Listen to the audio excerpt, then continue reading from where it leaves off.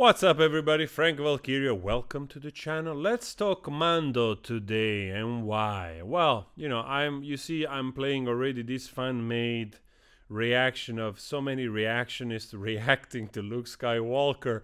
And apart from my own reaction when I saw this, then I went to see, I think, hundreds of them, because it's just beautiful and heartwarming to see everybody, doesn't matter older or younger, rejoicing in seeing one of our childhood favorite character being kick-ass like we've never seen it before. For some of us, we had to wait literally like 30 years to this moment. That's why there's a lot of people in their 40s which they're crying in this moment. And myself, I like tears swelling up, and I thought like, dude, that's weird. And then I realized that everybody's having basically the same reaction because, yes, that's what we wanted to see.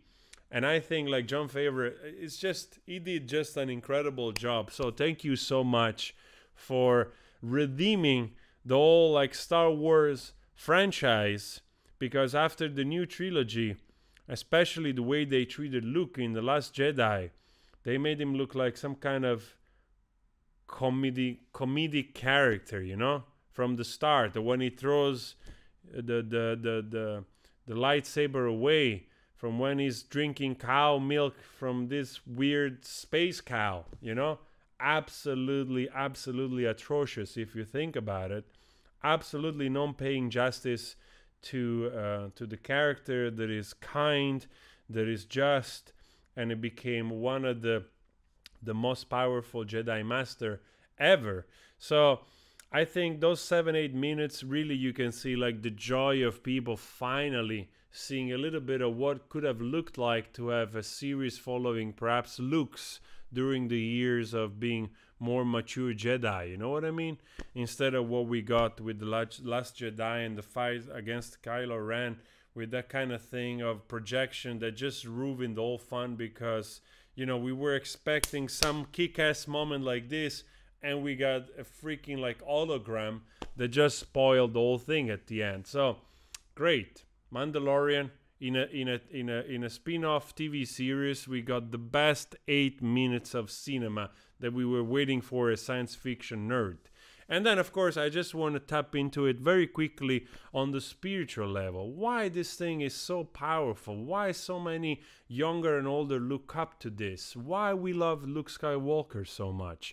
There is something that, of course, I think it transcends cinema. It has to do more with spirituality, with our own growth, with our own search for a place in this world, starting from a kid, going through life, overcoming fear, overcoming burden, overcoming our own insecurities of being a kid and then having to become a man and woman, and all that encompasses. And we know that Lucas, I think inadvertently, he was inspired by a Greek mythology book that he had, and I think inadvertently he imbued those characters with a deeper meaning that connects with our own spirituality, our history. You could consider a Jedi Master as a sort of Shaolin monk, so there is that connection. Is imbued with ancient value of religion, the best part of it.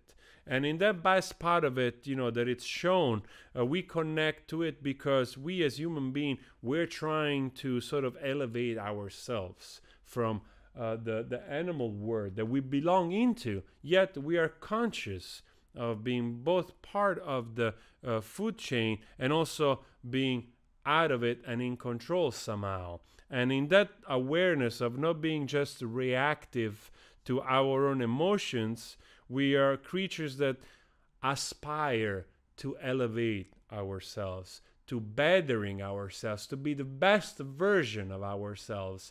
And inadvertently, I don't think this was something that George Lucas planned from the start, but inadvertently, those characters somehow in our society became that. A little bit of a sort of new way of perpetuating the narration, the folklore of religion that before was passed down. The values of the best part of religion, so to speak, was passed down word of mouth around a fire, you know, like from parents to kids, from grandparents to kids, from the wise men of the village to the people. And here in our modern time, in cinema, there is also that possibility. Perhaps in 100, 200 years, 500 years, we will look in this period where the sort of some of the values were shared through movies. And they do. And not all of them. And like I said, probably inadvertently, those characters became this and became the characters we look up to. Luke Skywalker is a symbol. Is a symbol of this men, both, you know, for men and women, of course. This symbol of purity, that it's an enlightened creature, the sort of the new Buddha, you know, the modern version of what you could consider the fictional version, that kind of projected version of what we would aspire to become, you know, if it was possible to become a Jedi Master, you know, like a sort of spiritual monk. And that's why we connect so strongly to it with this spiritual layer. And it's totally fine. It's totally great.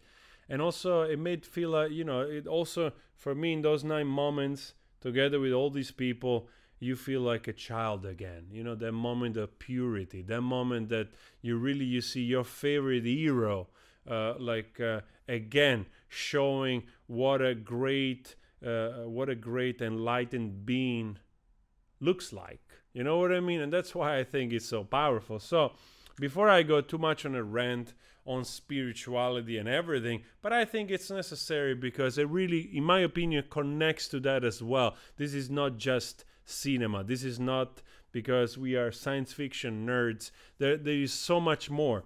It happened by chance. It happened by coincidence. I don't think nobody was planning on this, but this particular movie became, this particular franchise, those characters became that for hundreds of millions of people, and it's completely fine.